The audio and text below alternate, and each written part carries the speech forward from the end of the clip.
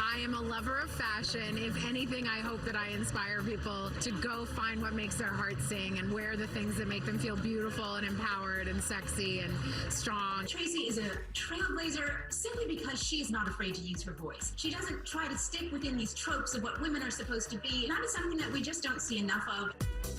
Tracee's style is so joyful because she uses so much color. I do get a lot of joy from the things that I wear. She's always wearing things that are so unusual with interesting details that are structured in different ways. I love a lot of volume and I love some pink.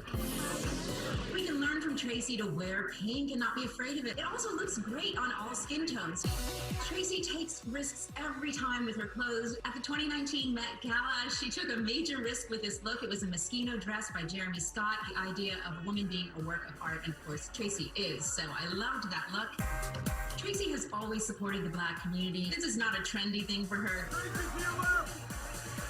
In 2018, when Tracee hosted the American Music Awards, she wore exclusively Black designers. This was an incredible moment. She gave them a platform that really helped spearhead their careers and move them forward in the conversation. At the 2020 Emmys, she wore this epic Alexandre Vauthier dress. Of course, as a sign of the time, she paired it with a matching mask. One cannot skip the carpet over the shoulder, yes? Gold is glamorous. If you're feeling like you need a glam moment, wear gold. Tracee does.